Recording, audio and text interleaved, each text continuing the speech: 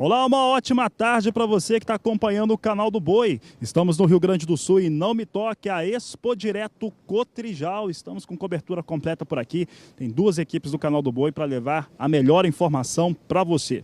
Durante essa edição do Agricultura BR, você vai acompanhar tudo o que aconteceu durante a visita do vice-presidente da República, Hamilton Mourão, e também da ministra da Agricultura, Tereza Cristina Correia da Costa. Outros destaques não vão ficar de fora. Além de você saber tudo o que está acontecendo por aqui, apresentação de tecnologias, você vai acompanhar as análises de mercado para o último relatório de oferta e demanda do Departamento de Agricultura dos Estados Unidos, que foi apresentado nesta última sexta-feira. Há uma pontuação muito interessante em relação ao milho. De acordo com o relatório desta última semana, a Argentina vai exportar 1 milhão de toneladas a mais do que o Brasil. Você tem ainda mercado físico, outros destaques, tudo isso a partir de agora no Agricultura BR.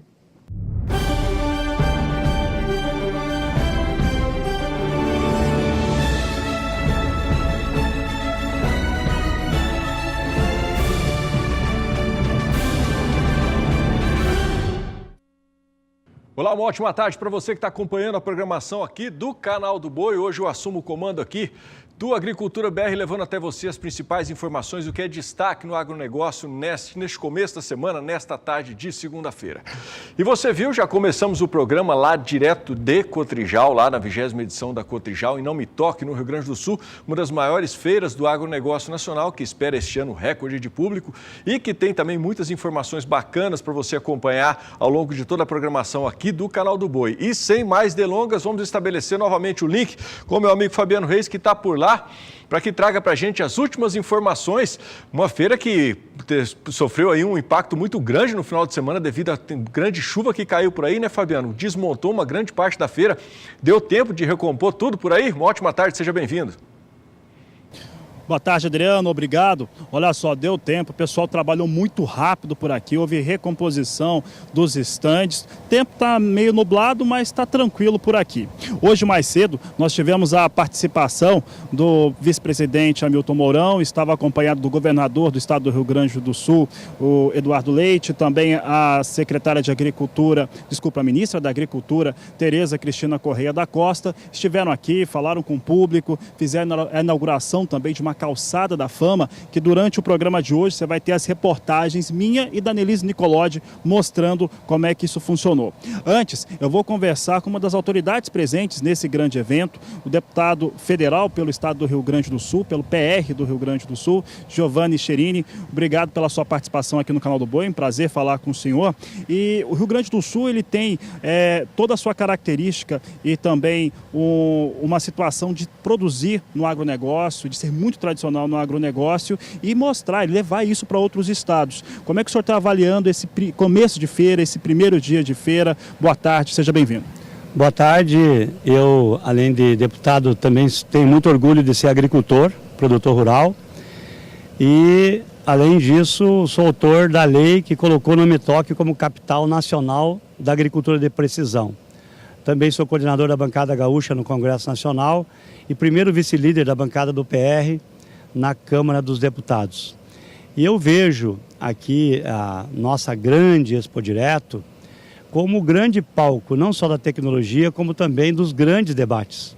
E nós ouvimos aqui o nosso Hamilton Mourão, vice-presidente, falando de algumas reformas que nós precisamos fazer no Brasil, principalmente da Previdência.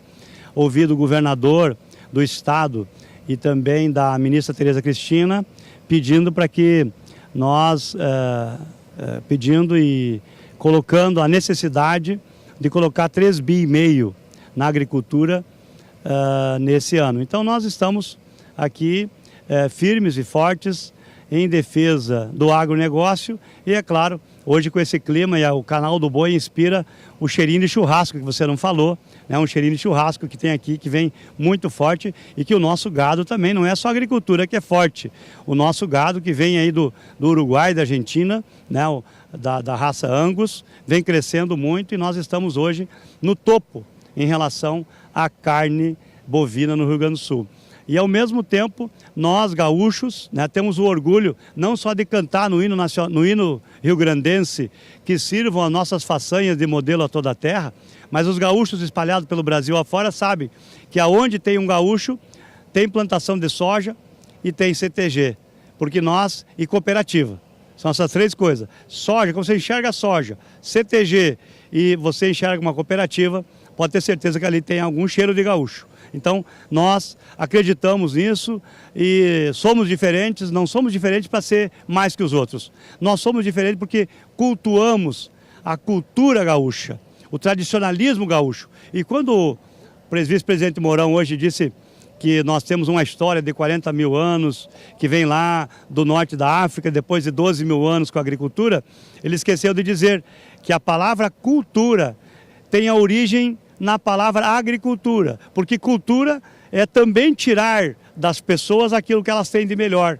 E o gaúcho sabe fazer isso, através do hino, da bandeira, do nosso brasão e também através do nosso jeito de vestimenta, do nosso jeito de valorizar o nosso hino rio-grandense, que muitos estados sequer conhecem o hino rio-grandense. Nós aqui cantamos desde criança aquilo que se discute em Brasília sobre o hino nacional, nós cantamos sempre o hino nacional e o hino rio-grandense, né?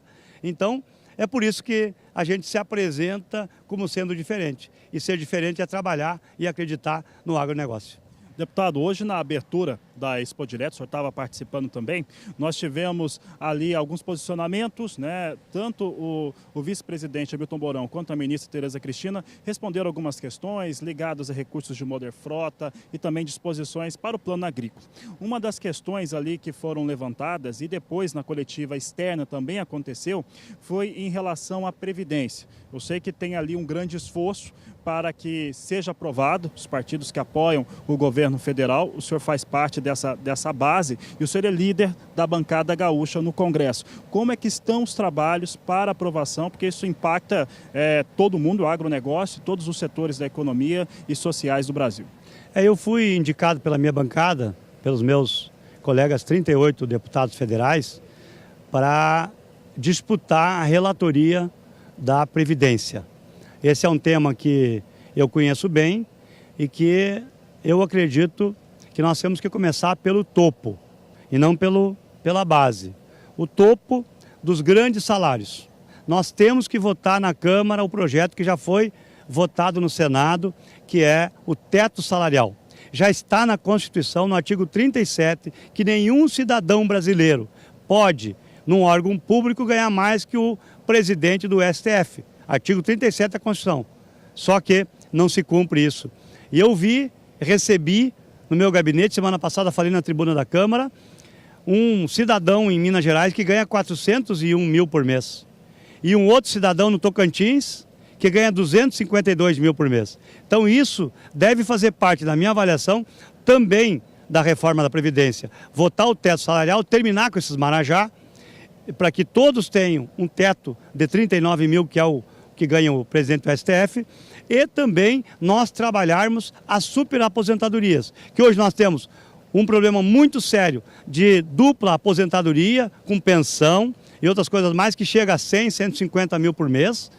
Tem aposentadorias assim no Brasil, infelizmente, só que pouca gente fala nisso, tem coragem de falar, e também as aposentadorias de dependentes, tanto no setor público quanto no setor militar, né? Pessoas, mulheres que casaram já há muito tempo, que são avós e que continuam ganhando 40, 50 mil por mês de pensão dos seus pais. Isso é uma anomalia do sistema que tem que terminar. Então, se nós pegarmos aquilo que mais interessa à população, tirar os marajá, diminuir essas superaposentadorias, nós já vamos ter assim, uma mini reforma da Previdência. Claro que ela tem que atingir todos os níveis. Ela tem que atingir, por exemplo, a agricultura tem que discutir essa questão da mulher, dos 60 anos, isso eu acho que o próprio presidente da República, Bolsonaro, já levantou esse assunto, mas não se deve discutir a comprovação se é agricultor ou não.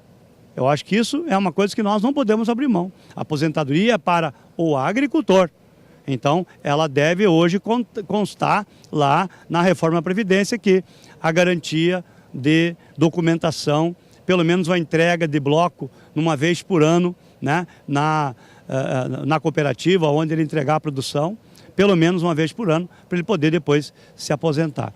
Então isso, e no setor público nós temos que passar, né, todo mundo a ganhar, independente se é deputado, senador, ministro, se é juiz, promotor, 5.800, que é o teto máximo. Se ele quiser ganhar mais, ele pode pagar uma previdência privada ou complementar que o próprio sistema vai lhe oferecer, aonde ele vai, se ele vai querer ganhar mais, ele vai ter que pagar mais. Essa é a teoria da reforma da Previdência. Ganha mais, paga mais. Ganha menos, paga menos. E ao mesmo tempo, nós vamos ter com certeza uma agricultura com recursos mais disponíveis, se tiver a reforma da Previdência.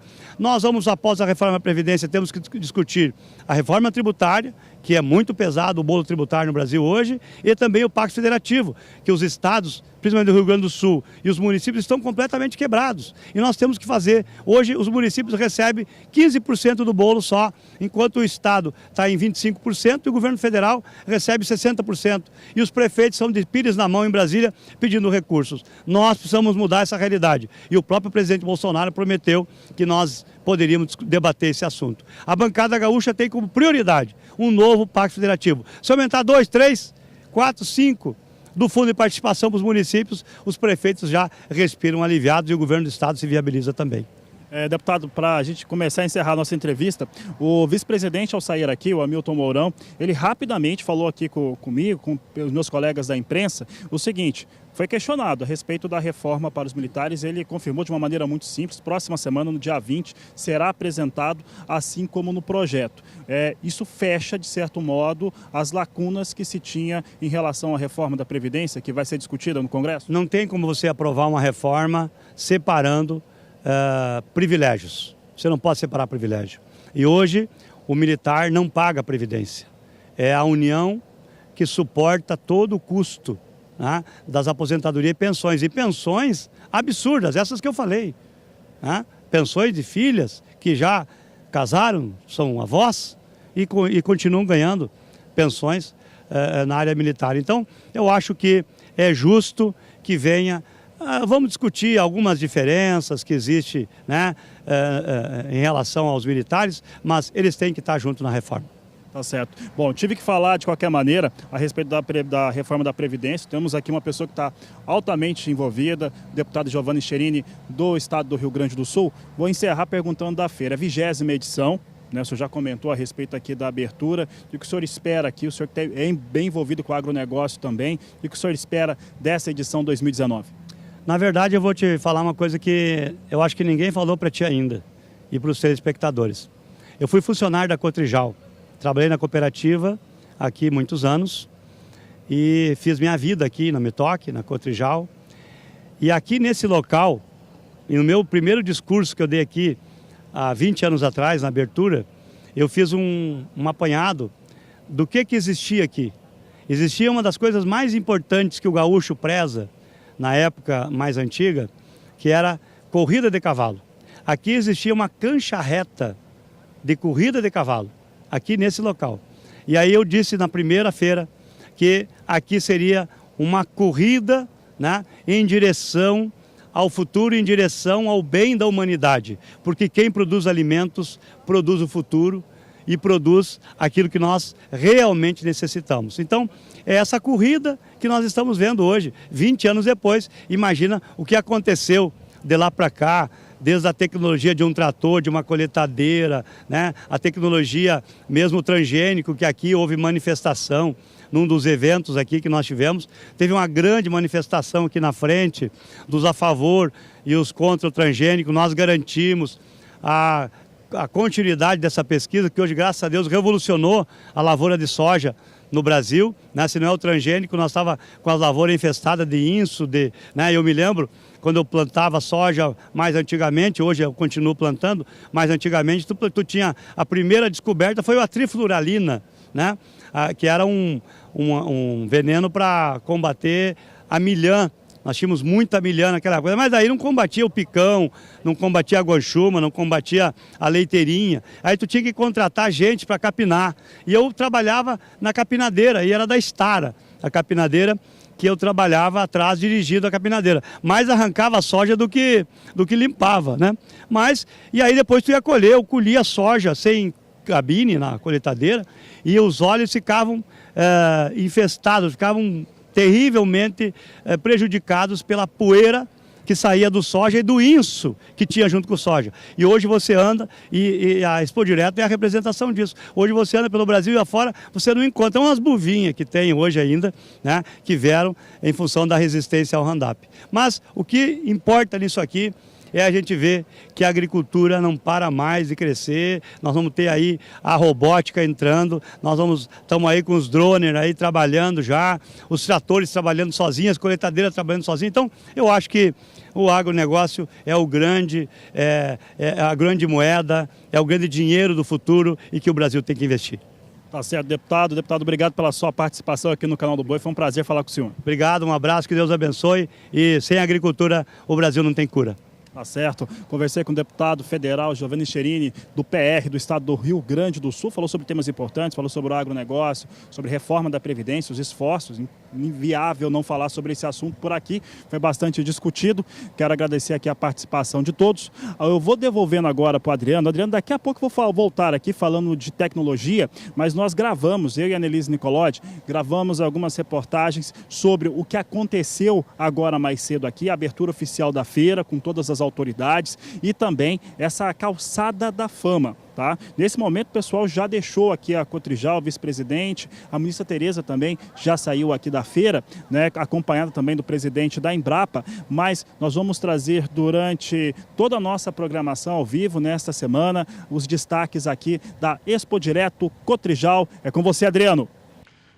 Tá ok, Fabiana, até daqui a pouco então para mais uma participação sua, e você pôde identificar aí pela participação do deputado Giovanni Cherini a importância dessa feira para o agronegócio nacional, lembrando que essa 20ª edição da Cotrijal espera aí um público superior a 250 mil visitantes, oriundos aí de mais de 70 países, são mais de 530 expositores e uma expectativa de mais de 2 bilhões e 700 milhões de reais em negócios.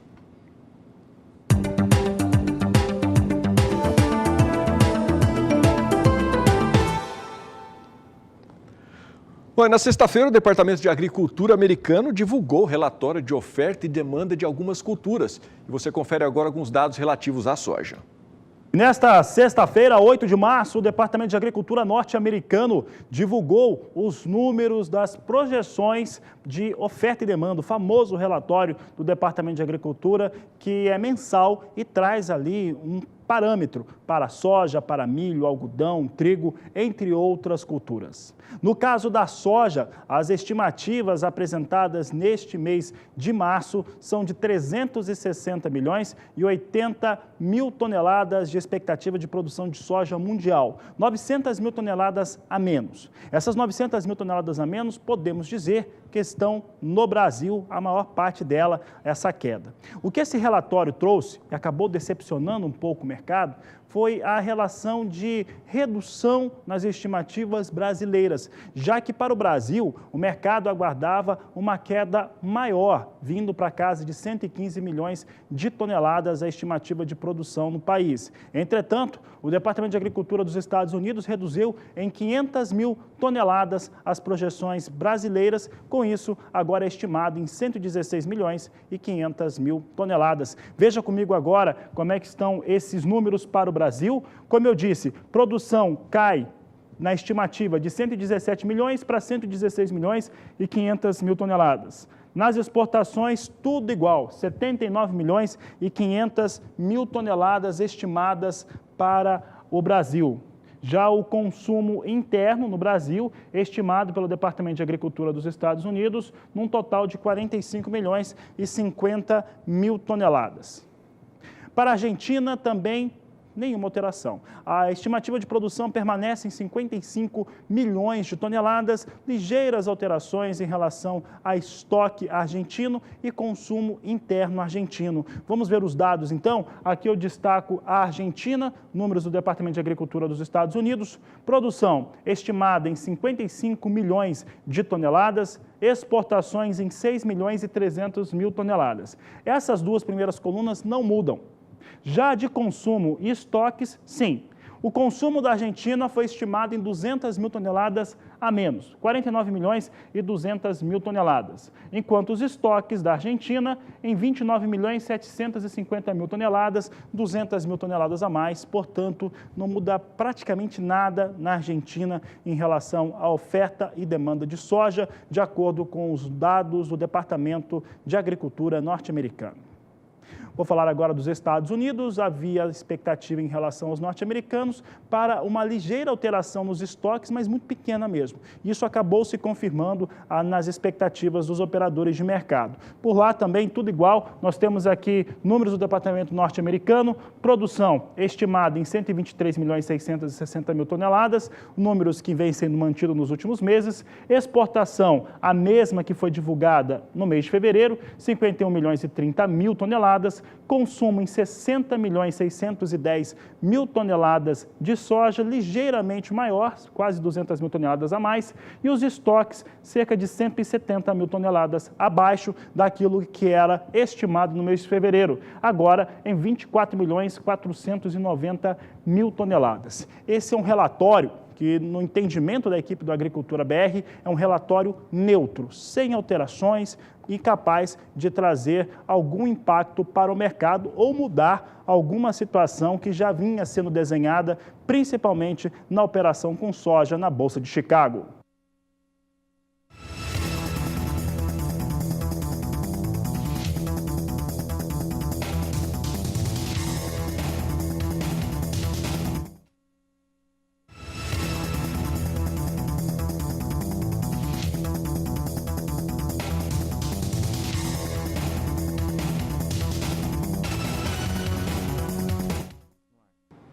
Bom, ainda falando em relação aos números divulgados pelo relatório da USDA na última sexta-feira, em relação à oferta e demanda, nós vamos conhecer agora os números relativos à China.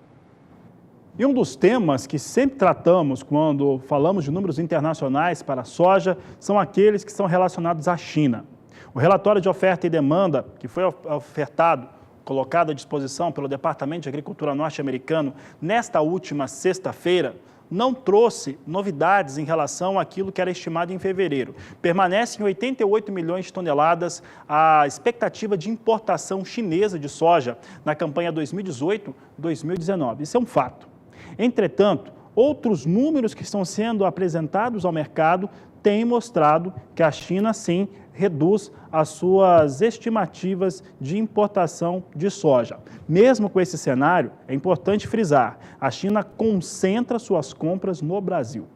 Olha só, os números do governo da China apresentados também na sexta-feira, só que de madrugada, eles traziam a seguinte situação, que as importações chinesas de soja em fevereiro tiveram uma redução de 18% quando comparados com fevereiro de 2018. E comparando o primeiro bimestre de 2019, uma queda de 15% frente ao que acontecia um ano antes. Vamos ver os números agora da China, mas vendo uma projeção anterior das safras passadas, que você vai entender o que eu estou querendo dizer. Olha só, na campanha 16-17, a China importou, de acordo com o departamento americano, 93 milhões e 500 mil toneladas. Na 17-18, 94 milhões e 100 mil toneladas. Veja só, na safra 18-19, as estimativas ficam mais de 6 milhões de toneladas abaixo daquilo que era estimado, ou que foi concretizado no ano passado, na safra passada. 88 milhões de toneladas é o que foi estimado agora em março, também o mesmo número que tínhamos no mês de fevereiro. O fato é que a China tem mostrado uma disposição menor para a compra de soja, para importar soja. Isso acontece tanto pela questão da peste suína no país, quanto também de uma certa contenção. É muito provável que os chineses estejam usando um pouco dos seus estoques. Mas os estoques da China, apesar de parecerem grandes, eles suportam ali entre 50 e 55 dias garantidos de consumo para um país que é uma potência em todos os fatores e no consumo de alimentos também. Bom, por aqui é hora de intervalo comercial, mas vou pedir para você que continue por aí, porque a gente ainda tem muita informação para te trazer logo depois do intervalo.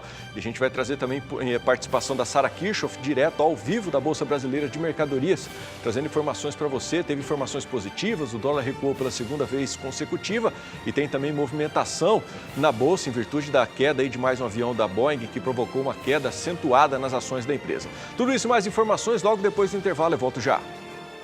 Já estou de volta e sem mais delongas, vamos estabelecer contato direto agora ao vivo com a Bolsa Brasileira de Mercadorias. Está aqui já a Sara Kirchhoff me aguardando para trazer informações. Sara, seja muito bem-vindo, uma ótima tarde para você. Teve recuo no dólar, teve ações da Boeing que despencaram lá em virtude de mais um acidente aéreo e uma expectativa aí de uma aceleração nessa votação da reforma da Previdência. São assuntos que estão movimentando o mercado nesta segunda-feira. O que você traz de destaque para a gente neste momento? Isso mesmo, Adriano. Muita coisa acontecendo nessa segunda-feira, esse início de semana aí bem movimentado, portanto, como você falou. São vários destaques, então vamos por parte. Começando a falar do dólar, né? Hoje de manhã a gente mostrou já no Bom Dia Produtor que a moeda norte-americana iniciava a semana em queda frente ao real, depois de também ter uma queda na última sexta-feira. Foram 5 sessões seguidas de alta para o dólar. Na última sexta-feira, a moeda norte-americana recuou e recua também nesta segunda-feira. Nesse momento, a queda do dólar é de 0,73% e o dólar comercial aparece cotado aos R$ 3,84. Sempre falando do dólar comercial, o dólar turismo, como a gente sabe, tem um valor um pouco mais elevado. Enquanto isso, o índice Bovespa avança a 2% acima dos 97 mil pontos. Há alguns dias a gente não via o índice Bovespa nesse patamar e hoje então ele volta a aparecer acima dos 97 mil pontos. Na ponta positiva, Adriano, aparecem os papéis da Petrobras. Isso porque a estatal prometeu aí um programa que deverá diminuir em 8 bilhões de dólares os custos operacionais da empresa até o ano de 2023. Além disso, o petróleo tem ganhos lá fora hoje no exterior e com isso tanto as ações ordinárias quanto as preferenciais da Petrobras aparecem avançando acima dos 3%.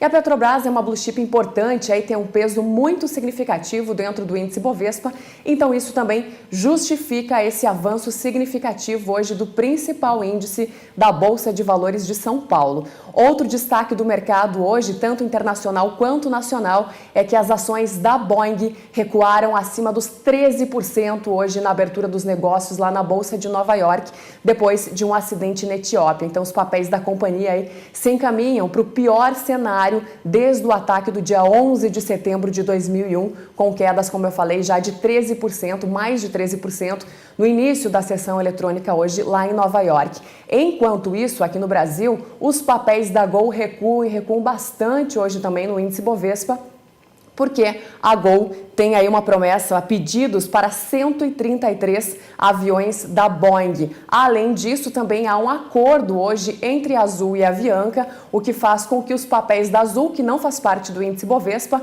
avancem bastante, né, deixando ofuscada, portanto, a Gol, que aparece entre as principais quedas hoje do índice Bovespa nesse início de semana, nessa segunda-feira. Você também destacou a questão da Previdência, né? Há uma promessa de que a instalação da CCJ, a Comissão de Constituição e Justiça, aconteça já nesta quarta-feira para começar a tramitar aí o texto da nova Previdência ou da reforma da Previdência na quarta-feira, e isso deixa o mercado sempre otimista por aqui. E por quê?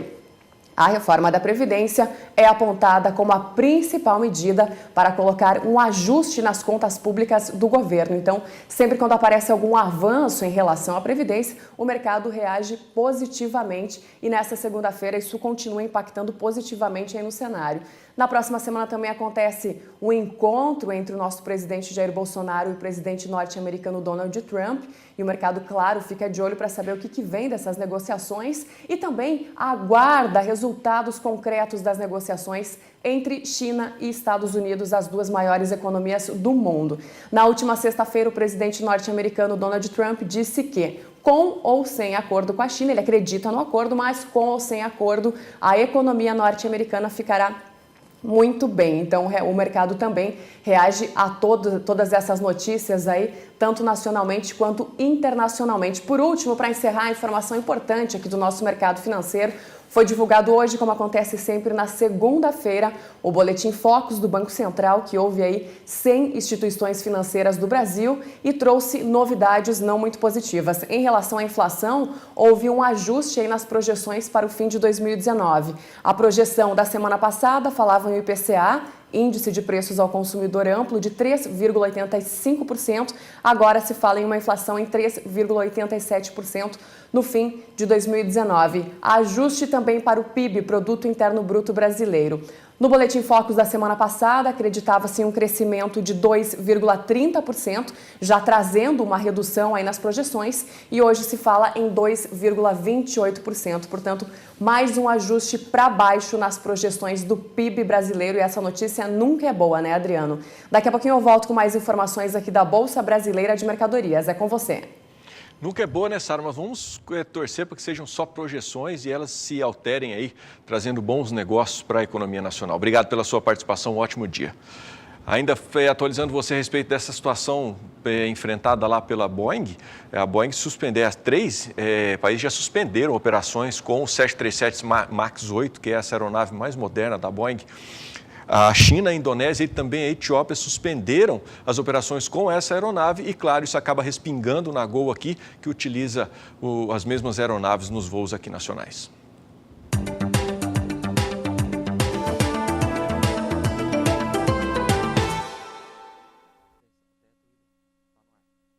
Bom, a ProSoja Mato Grosso inicia a partir de hoje 2 eventos tecnológicos nas principais regiões produtoras de milho no estado. E quem tem as informações e atualiza a gente sobre os dados é o Valdir Pacheco.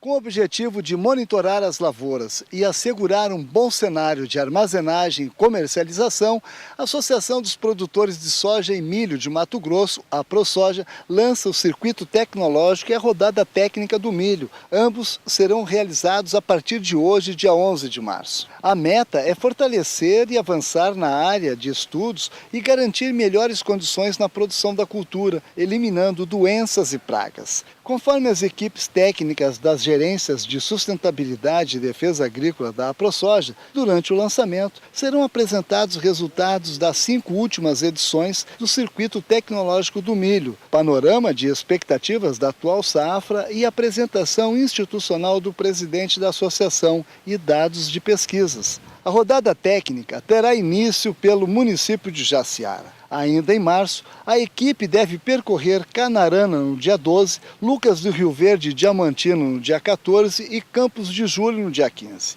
Os eventos serão realizados nas instalações dos sindicatos rurais espalhados pelo estado. Neste ano, o Circuito Tecnológico do Milho entra na 6ª edição e, tradicionalmente, são realizadas avaliações visuais que indicam a qualidade da lavoura, tais como incidência de doenças, nível de dano causado por insetos, pragas, nível de controle de plantas daninhas, presença de palhada, aspecto geral da lavoura, espaçamento entre linhas e população de plantas. Após as inspeções, serão emitidos relatórios para os responsáveis das lavouras.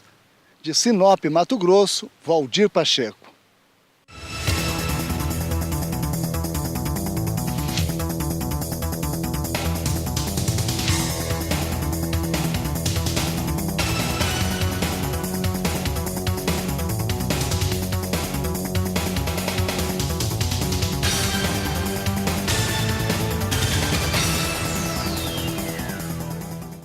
E o relatório de oferta e demanda do Departamento de Agricultura dos Estados Unidos, apresentado nesta última sexta-feira, trouxe poucas alterações para o mercado do milho.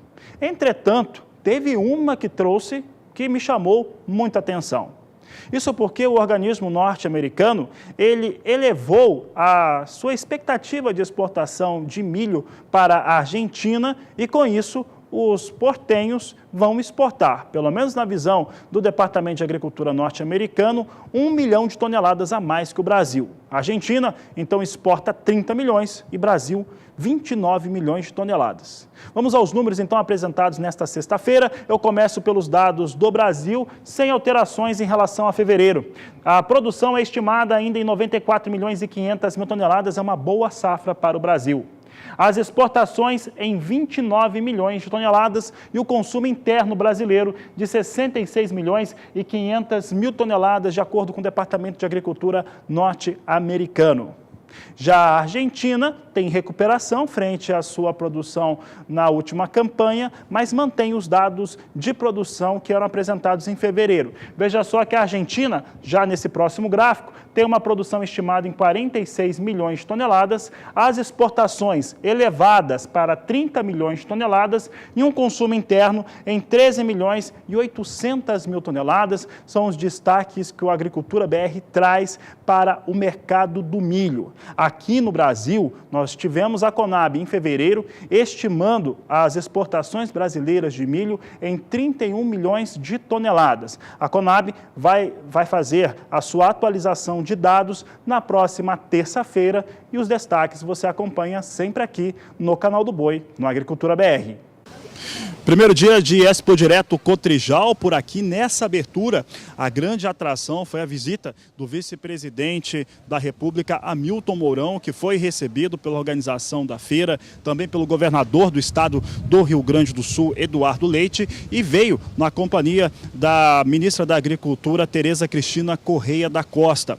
Ele falou com o público em duas oportunidades e você vai acompanhar agora a participação do Hamilton Mourão em um evento fechado que aconteceu na manhã desta segunda-feira aqui em Nome Toque. 40 mil anos atrás houve aquilo que se chamou de revolução cognitiva e aqueles grupos de caçadores-coletores que nós éramos começaram a tentar se entender uns com os outros. E 12 mil anos atrás houve a grande revolução. O homem descobriu a agricultura e passou então a ter condições de alimentar grandes contingentes de pessoas. Com isso, nasceram as cidades, nações se juntaram, se formou o Estado e o Estado precisou de governo. Portanto, a base fundamental da nossa civilização, do mundo que nós conhecemos, está na agricultura, nessa capacidade ininterrupta que nós temos de produzir alimentos com cada vez mais qualidade, com cada vez menos comprometimento do meio ambiente que nos cerca e com cada vez mais tecnologia. Então, nesse momento, o nosso governo, já muito bem destacado pela Tereza Cristina, ele tem esse compromisso com as senhoras e os senhores que são responsáveis por parte significativa do produto interno bruto do nosso país e, particularmente, do nosso Estado, por 40% dele.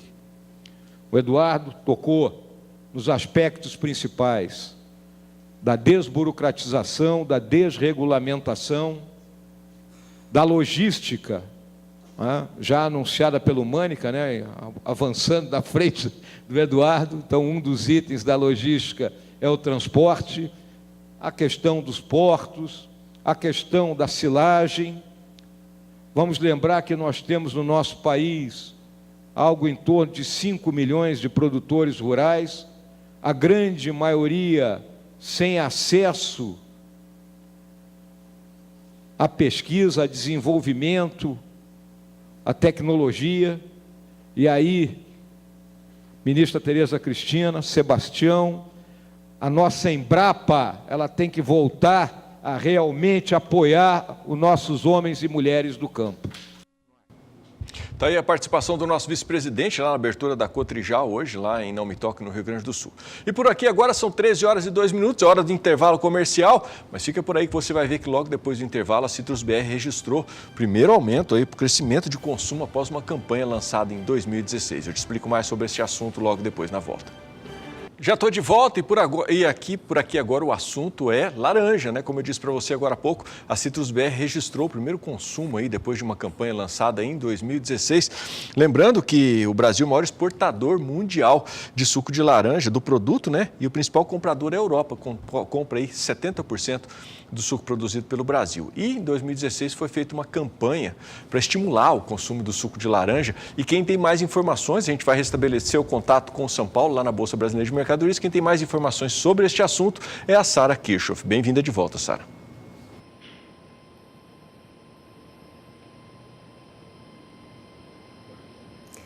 Tá certo, Adriano, muito obrigada. Pois é, como você falou, essa pesquisa, essa campanha foi lançada pela Citrus BR em 2016. Houve uma queda brusca no consumo de suco de laranja e, claro, isso se deve a uma série de fatores, não é um fator isolado. Um deles é a entrada de muitas outras bebidas, de outros tipos de bebidas no mercado, mas também por causa de um desencontro de informações. E para tentar conscientizar aí 16 países, a Citrus BR lançou uma campanha e eu falei sobre os primeiros resultados dessa campanha. Claro, foi lançada em 2016, mas os resultados são lentos, né? Eles demoram bastante tempo para acontecer, porque a gente está falando em mudanças de hábito de consumo. Então, não é uma pesquisa que é feita de um dia para o outro. Então, os resultados começaram a ser percebidos agora, os primeiros resultados positivos. E eu falei sobre esse assunto, então, com o diretor executivo da Citrus BR, o Ibiapaba Neto, e nós vamos conferir agora essa entrevista.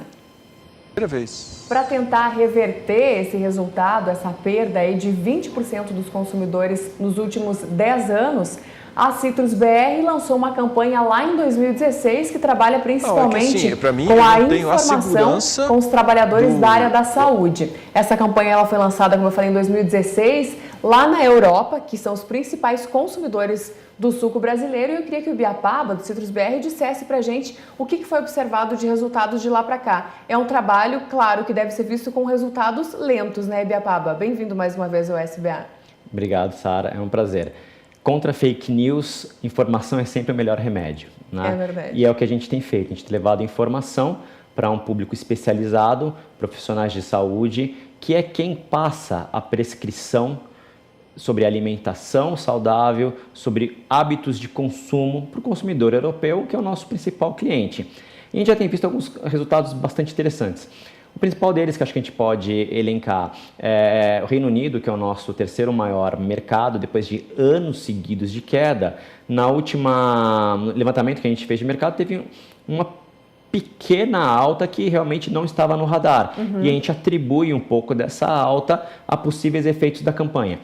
E por que isso? Porque a grande parte do problema do suco de laranja está relacionado ao que se diz sobre o suco de laranja.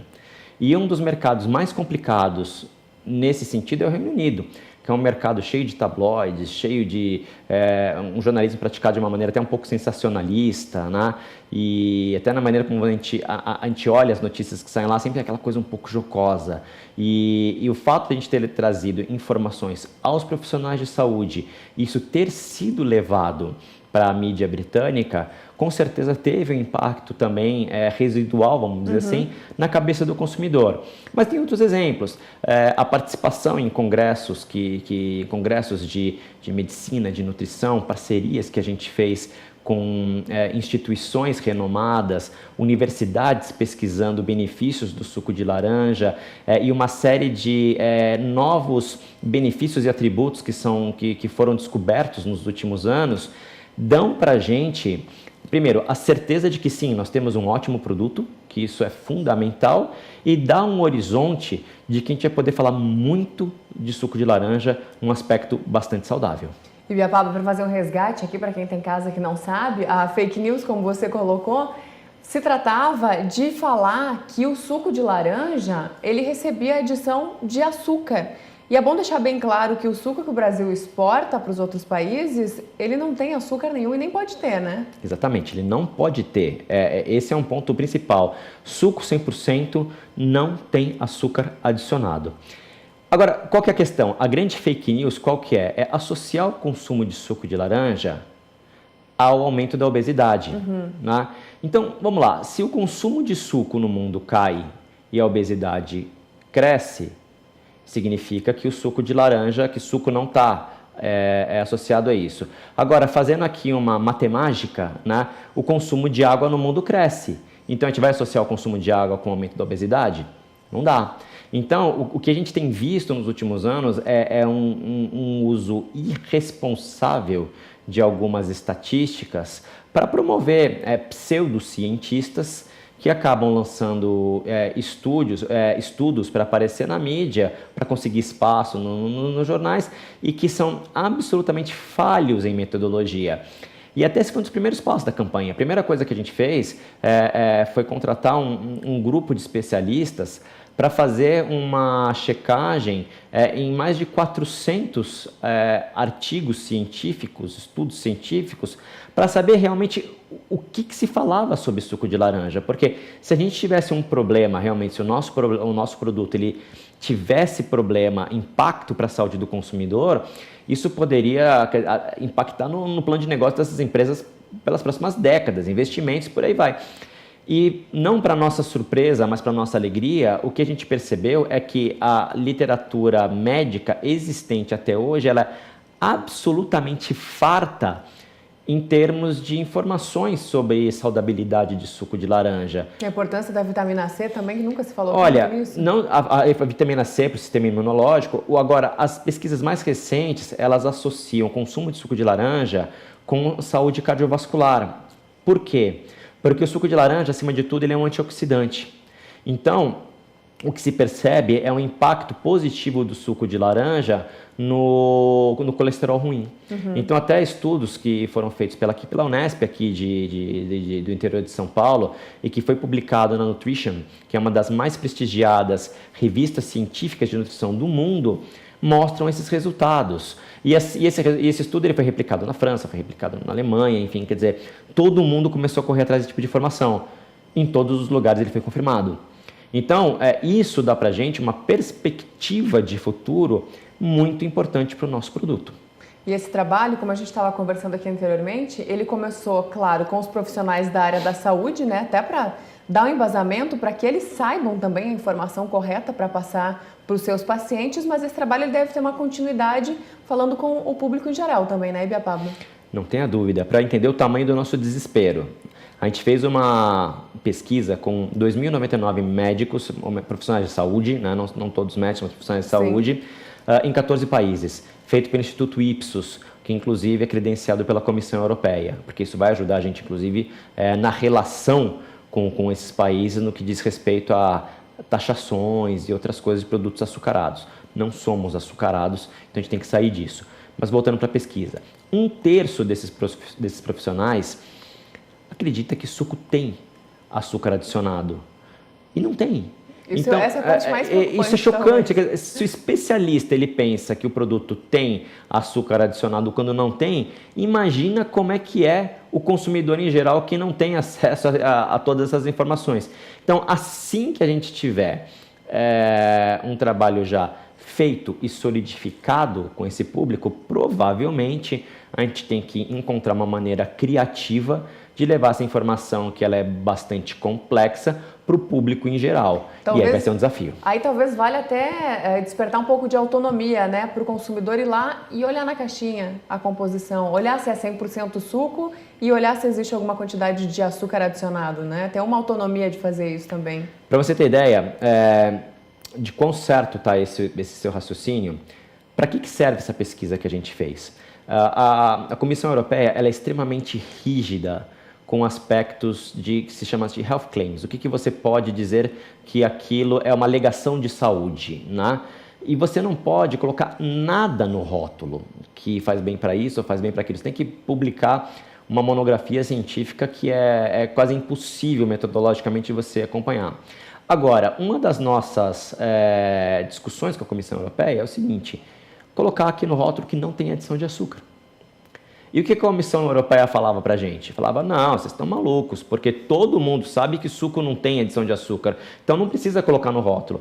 E aí, na hora que a gente leva para eles uma pesquisa feita pelo Instituto Ipsos, que é um instituto que eles contratam para fazer esse tipo de levantamento, e mostra que 1/3 dos especialistas acredita que o suco tem açúcar adicionado. Aí mostra que o óbvio precisa ser dito. O óbvio não é tão óbvio assim. Então, essa campanha, ela tem um aspecto de fundamentar para a gente, tecnicamente, algumas solicitações que a gente tem que levar no âmbito governamental também da Europa, para que a gente possa ter um pouquinho de liberdade para comunicar as coisas boas do nosso produto. Porque o que a gente quer levar? A gente quer levar saúde para o consumidor europeu, que é um produto super bacana. Então, quer dizer, mas primeiro você tem que convencer o tomador de decisão, né? E para isso você precisa ter informação de qualidade. Por isso que eu brinco, eu falo que informação é sempre o melhor remédio. E informação foi o que você trouxe aqui pra gente hoje. Mais uma vez eu te agradeço, Ibiapaba. Que bom, né, a gente poder proporcionar esses esclarecimentos para o público também em geral que nos assiste. Como é bom poder levar informação importante e de grande valia para as pessoas. Obrigada mais uma vez. Eu que agradeço, sempre à disposição. Volte sempre. Nós voltamos ao programa. Obrigado, Sara. Obrigado, Ibiapaba. É importante você acompanhar sempre a programação aqui do Canal do Boi, porque a gente desmistifica as informações que porventura cheguem de maneira errada até você, como aconteceu agora nessa matéria, nessa entrevista trazida pela Sara. Obrigado mais uma vez pela participação. Bom, e agora nós vamos voltar até Cotrijal, vamos saber mais informações que vêm de lá com o Fabiano Reis. Fabiano, seja bem-vindo mais uma vez. Eu posso dizer que neste momento você é o homem do milhão aí agora?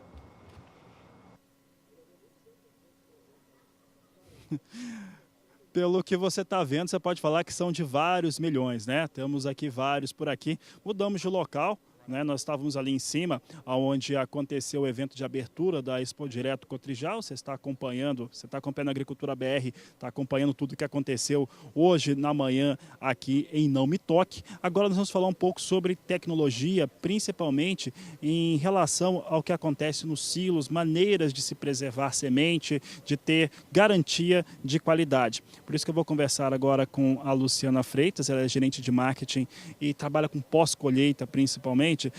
Luciana, como é que funciona uma tecnologia como essa para aquele produto, no caso semente, que está no silo, seja de trigo, seja de milho, que é um caso aqui que nós estamos. Como é que funciona essa tecnologia, o que ela atua para conseguir conservar? Boa tarde. Oi, boa tarde.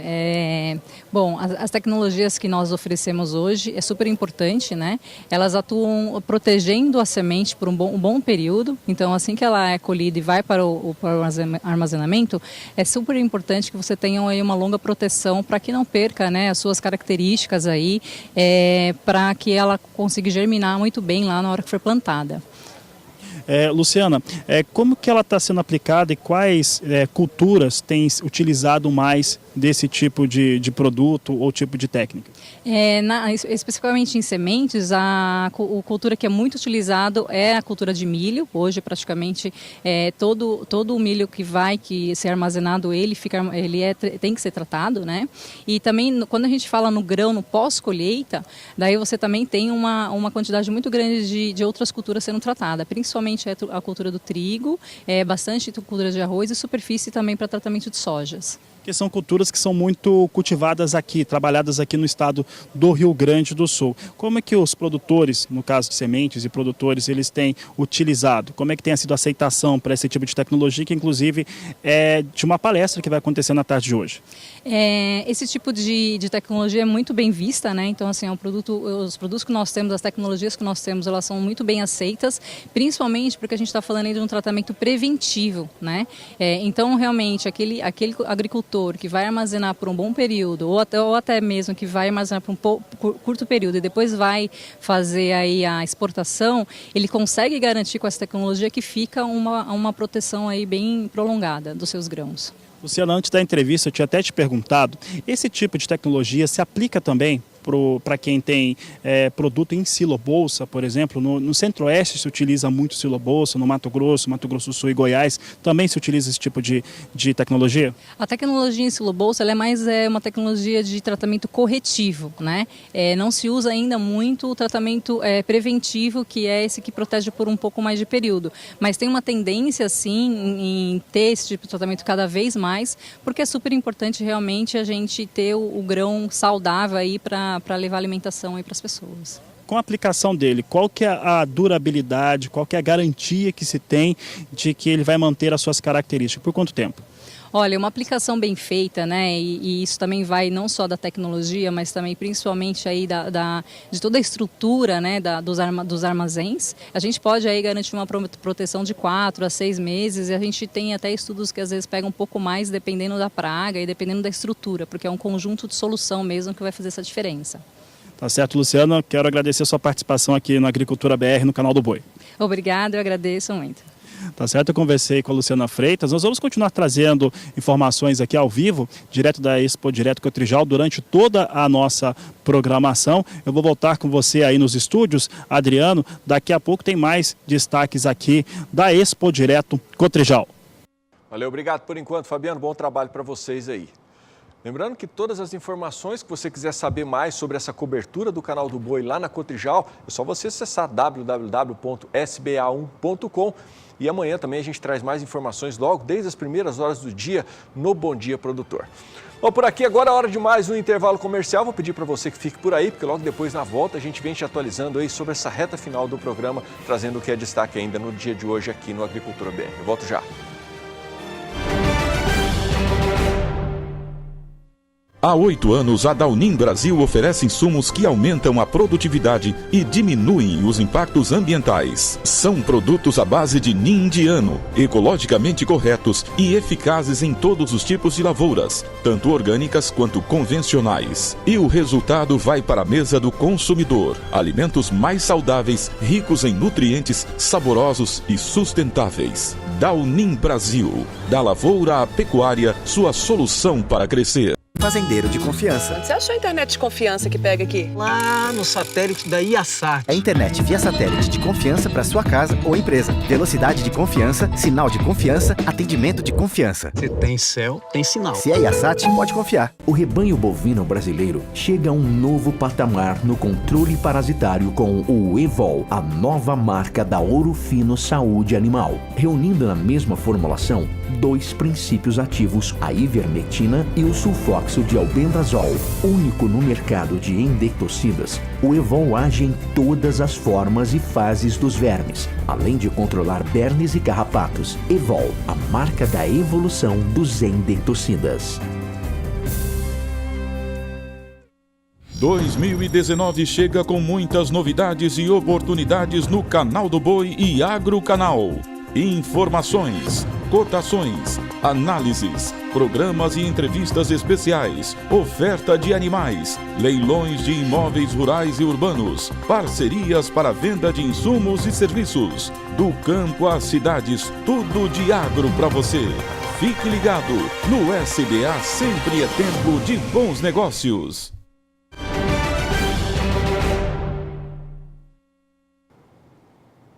Já estou de volta e a gente vai voltar até Não Me Toque, lá no Rio Grande do Sul, porque hoje teve a abertura oficial. Você já conferiu aqui a participação do nosso vice-presidente, General Mourão, e quem também trouxe as suas declarações, quem trouxe a sua expectativa a respeito desta participação lá na Cotrijal foi o Eduardo Leite, que é o Eduardo Leite, que é o governador lá do estado do Rio Grande do Sul, e também a ministra Tereza Cristina, que participaram nesta manhã. E, claro, o Fabiano Reis acompanhou toda essa manifestação lá e traz as informações para vocês. O governador do estado, Eduardo Leite, esteve presente, claro, recebeu seus convidados e comentou a importância do agronegócio para o estado do Rio Grande do Sul. Nós estamos aqui numa feira que trata do nosso agronegócio e sempre que tenho a oportunidade de me dirigir a quem se dedica ao agro, eu faço com reconhecimento de se lançarem em empreendimentos que são dependentes, além do seu próprio esforço, também do clima.